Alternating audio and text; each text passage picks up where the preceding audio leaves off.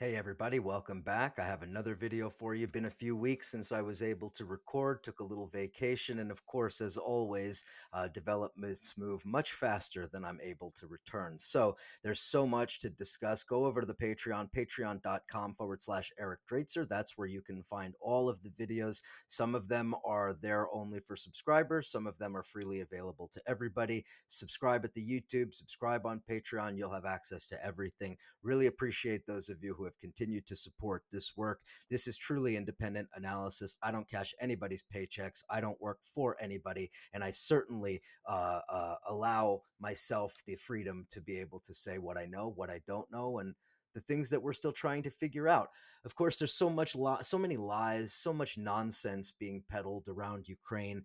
Many on the left think it's their job to run interference for Putin, to cheerlead for Russia, to present false analysis of all of this under the heading of quote unquote anti-imperialism, which is, of course, not anti-imperialism because Russia's war in Ukraine is imperialist and neo-colonial in all of the obvious ways. So, with these ideas of anti-imperialism and colonialism and all of these things, I think it's worth us considering and discussing the news of the day, that being the assassination of Alexander Dugin's daughter, Daria.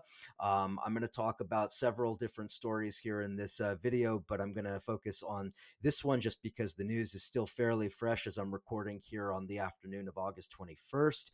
So let's talk a little bit about this, and then we'll jump over to a couple of other stories. Alexander Dugin, for those people who do not know, is a prominent philosopher. I would call him a political operator who kind of masquerades as a philosopher. He is one of the most, if not the most prominent fascist in Russia. His entire sort of political outlook can be described as a quote unquote Eurasianism, which is essentially Russian neo-imperial, neo-colonial revanchism, whereby Russia should, according to Dugin, dominate the Eurasian landmass as a sort of counterweight against the Atlanticists of the United States and of Britain and the European ruling class. So that is a very, very, very generic description that probably doesn't really do service to all of the nuances that should be discussed. But in any event, Dugin is prominent. Dugin had been described in US media and elsewhere various times as Putin's brain. That's probably overstated. His influence on Putin is something of subject for debate. But what is not up for debate is that Dugin was a central player in the creation of the war on Ukraine. Remember that the war in Ukraine begins in 2014 in Donbass, actually in Crimea, but also Donbass, primarily because Russian fascist operatives, whether of the pro-czarist monarchist variety or the neo-Nazi variety or whatever, these various fascist elements from Russia and elsewhere were organized by Dugin and his networks to infiltrate into Donbass and to essentially foment ultimately what became the war in Donbass. This all happens during that period in early 2014 after the deposing of the Yanukovych government, when Russia essentially works to create the early period of the conflict in Donbass. Without Dugin, and famously Dugin is pictured with a rocket launcher, talking about the need to subdue Ukraine and Novorossiya, as it's called in his parlance and so forth. Dugin is well understood as being a major linchpin in the Russian neo-imperial strategy vis-a-vis Ukraine. He and his daughter, who was ultimately the one assassinated, had described Ukrainians at various times, even including very recently, as subhumans, as beneath animals, as needing to be eliminated, liquidated, and so forth. The kind of genocidal talk you would hear from Nazis is part of the reason why I would describe Dugin, his daughter, and their entire political project as essentially a 21st century Russian variant of Nazi style fascist politics. in any event, here's just the specifics. And again, I'm limiting myself very much to a few minutes here. I have another video in my conversation with my friend and colleague Sukant Chandan. He and I have long-standing connections to these Dugin networks, and we talk through a lot of different issues. Go over to the YouTube if you're not already there, and you can see that video. But in talking about the specifics, we have a car bomb. This is some in the suburbs outside of Moscow. This car bomb targets the vehicle belonging to Daria Dugina, Dugin's daughter, as Dugin and she, and presumably others, had recently left a conference and festival, the traditional right wing event. And it should be noted, and I think this is important that I take a moment to explain this.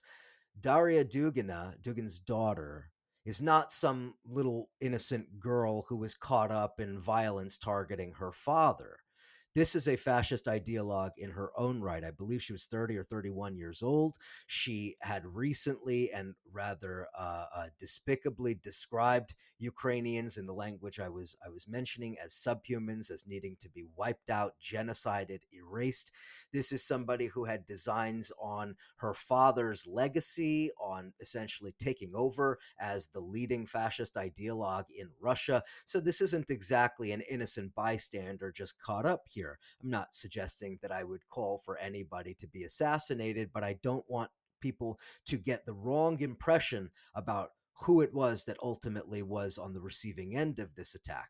Okay, so the framing of this issue is important because we need to understand this targeted assassination as being something much larger than just an attack on Dugin. This could potentially have wide reaching ramifications, and we're going to need to discuss some of those. So I suppose it would be worthwhile now to talk about the various theories that would already worth considering. I would probably break them up into three or four categories, although certainly there's at least five, six, 10, a dozen, 2 dozen possibilities, maybe more. Who knows? But one option, one possible theory would be that Dugin himself was probably the target of this assassination. We don't know for sure, but that's, I think, reasonable to assume. He was supposed to be in the car with his daughter, and then apparently at the last minute switched cars, went to another car, and so that's why he was, I guess, right behind her when this incident happened. So anyway, one theory holds that the United States and NATO and or Ukrainian intelligence is ultimately responsible for carrying out this attack. It's possible. Nobody can say that's impossible.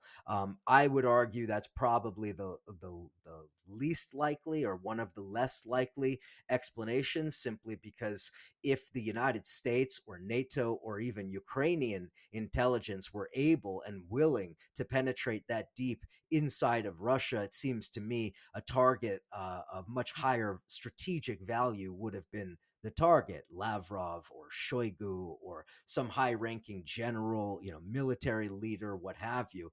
Dugin, for the most part, is an ideologue.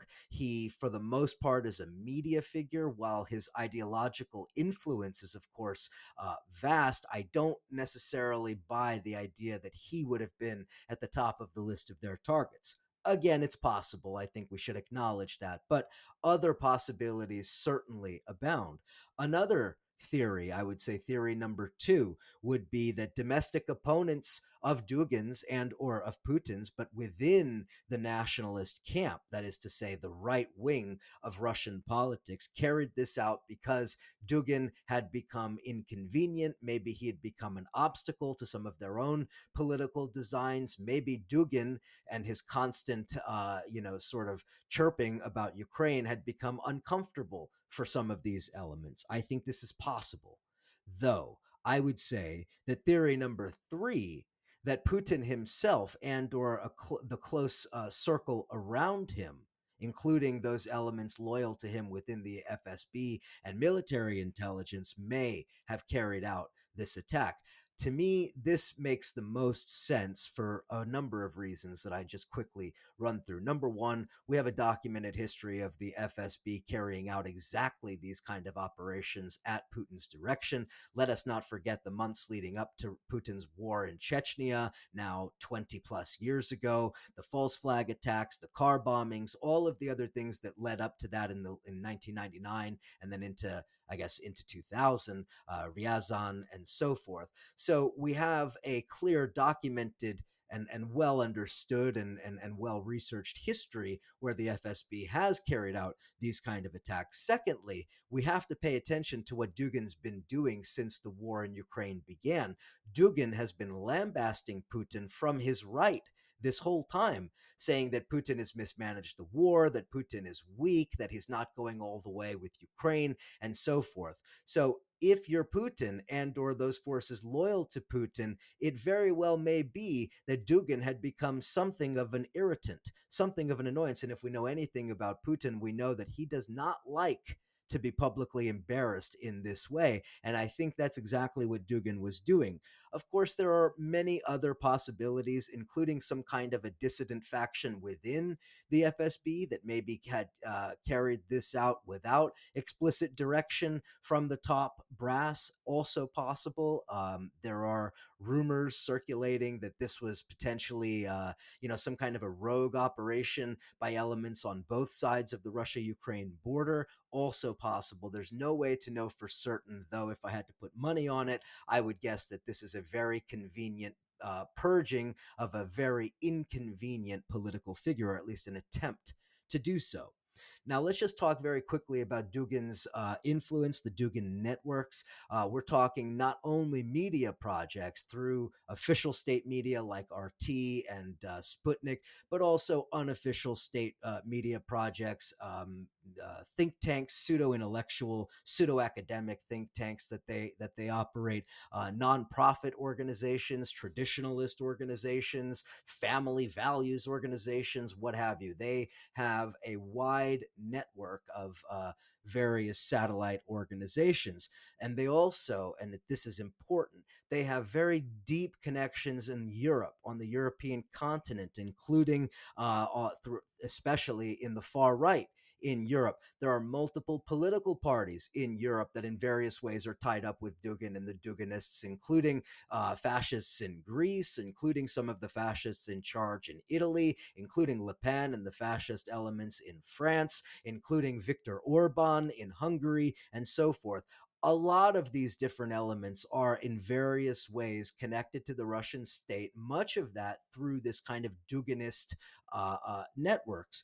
And part of the reason why I had a personal vested interest in all of this is because these people came at me in 2014 and 2015, and I had to eventually publicly rebuke all of this once I began to fully understand and appreciate what the Dugin Network was, how left-wingers, anti-imperialists like me were supposed to fit in to their project, and so forth. This was part of a broader project that I've been saying for 7 years, the infiltration of both the left and the right, but especially on the left through the vehicle of so-called anti-imperialism, right? Weaponizing the concept of anti-imperialism to try to position left-wing anti-imperialists, Marxists, socialists, and others to stand shoulder to shoulder with alleged right-wing anti-imperialists, fascists, and so forth, right? This is the nature of the fourth political theory as described by Alexander Dugin in his book, Fourth Political Theory, the left and the right against the center. This is part of Russia's political project, and Dugin was the main exponent of this idea. Dugin's operatives include those throughout Europe, those even with direct connections to some of the leading political parties like AfD in Germany, like Matteo Salvini and the League in Italy, and so forth. So the Dugin networks are vast and they are influential, even if Dugin himself is seen as something of a laughingstock and something of a right-wing YouTube crank in Russia. That's part of the dynamic here, that Russians don't see the way that Dugin's politics gets exported to the West, exported to places in Europe and so forth, so that you have left-wingers genuinely arguing that Ukraine doesn't exist, right? Recalibrating Dugin's and Putin's talking points and washing them in a kind of left wing anti imperialist language. This is what I've been rejecting for 7 years, what I've been fighting against, and why I've taken so much heat from all of these people that are still aligned with that politics. So, do I celebrate the assassination of this woman? No, I guess I don't. But I'm not exactly shedding tears over fascists who have advocated for the genocide of Ukrainian people now having their chickens coming home to roost. All right, let's talk a little bit very quickly in the last few minutes here about some other chickens that are coming home to roost. This was a headline from a week ago now. This one was from the New York Post, though it was reported all over the place. Ukraine hits base of Russian paramilitary group Wagner after photos revealed the location. Very funny and simultaneously politically important story. Funny because they're posing for pictures for Russian social media so that they can, I guess, brag to their friends about how many Ukrainian children they've raped or whatever it is that they might be engaging in. And oops, by the way, in doing so, they have now actually revealed through their metadata and through other identifying information their exact location. They got targeted and they got absolutely massacred. Now, again, why is this important? Well, this brings us to another story that I guess is probably connected in this way. And this story comes from a Kazakh news outlet. What is it called? azattyq.org. Azatik Radiosi, I think it is. I'm not positive about the Kazakh pronunciation, but in any event, and I'm reading this obviously in translation, so forgive me if there's some kind of weird language thing. But in translation, the headline reads: "Human rights defenders say suspects in prison are agitating for the war in Ukraine." So now, what we're really talking about here is confirmation of what we've known for quite a while and what I've reported many times already, that the Wagner mercenary group, or Wagner, or, however you want to pronounce it. I guess I should correctly pronounce it as Wagner. The Wagner mercenary group, controlled by the Kremlin and its oligarchs, has now essentially exhausted most of its volunteer resources, and they're now scouring the prisons for as many killers and rapists and neo Nazi degenerates and others that they can recruit to pull them out of prison and send them into Ukraine, right? The idea here being that the worst elements inside of these prisons are openly saying, yeah, yeah, yeah, send me to Ukraine. What do you think these animals are going to do when they get to Ukraine? They're going to do what was done in that basement in Bucha. They're going to do what was done in those places in Mariupol. They're going to carry out the kinds of atrocities that we've been talking about since the end of February of this year. We've actually since before that too. They're going to carry out the kinds of atrocities that Nazis and criminals and degenerates of this kind always carry out on the battlefield and in a war. Okay, and the Russians are deliberately fomenting this. That, I mean, aside from being an obvious war crime, we have to understand that this is qualitatively different than just private military contractors going and conducting some operation to kill a bunch of people in Sudan and steal their gold. That's par for the course for Wagner. But now that they're actively recruiting among convicts, among some of the dregs of society, this tells you, number one, how many fighters they've lost, which of course goes unacknowledged, but it's true. It also tells you how desperate they're becoming, not only for the human resources, but how desperate they're becoming to continue being able to fill the gaps in Ukraine. Part of the reason Wagner has to continue filling those gaps is because the military losses cannot be acknowledged. The scale of those losses needs to be concealed, and there's no report. Well, there's not really reporting of casualty figures generally, but there's especially no reporting of casualties with respect to these private contractors. Why? Because on paper they don't even exist. So Russia is further concealing not only the criminal nature of this war and the increasingly vicious nature of what they're doing, but also they're concealing just how heavy the losses are that they've been taking. So when the Wagner base gets bombed, You know they're losing fighters. When they're going to recruit in the prisons, you know they're bleeding out resources. This is, again, not to say that Russia's on the brink of collapse. I think that is wishful thinking that we hear much too often. But it is to say that in many ways, whether it's the assassination of Dugin's daughter or maybe Dugin himself, or whether it's the attack on the base, the Wagner base, or even the recent string of attacks on Crimea, actually coming on consecutive days, attacking an ammunition dump, attacking a military facility, and destroying Russian fighter jets and what have you. Those images of Russian beachgoers running for their lives from these explosions.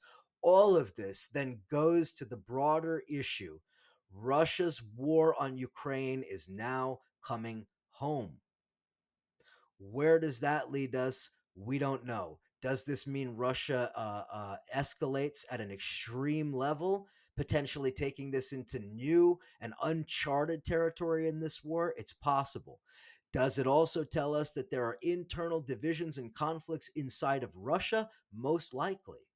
There's so much going on, and we can sit here and we can speculate, and that's obviously what we do. But at a very basic level, and in sticking to the facts that we know, what we know for certain is that Russia and Russia's war is stumbling, and they are desperately trying to prop it up in every way you can imagine.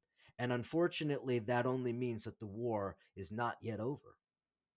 All right, got to leave it there. So much more to discuss. Go over to the Patreon, patreon.com/Eric Draitser. I have more videos. I'm going to probably record at least one or two more later today and tomorrow. Please go over there. Really appreciate the support. And if you're hate watching this because you absolutely despise me and you can listen to me for 20 minutes, great. Thanks for the support. Appreciate it. Talk to you next time.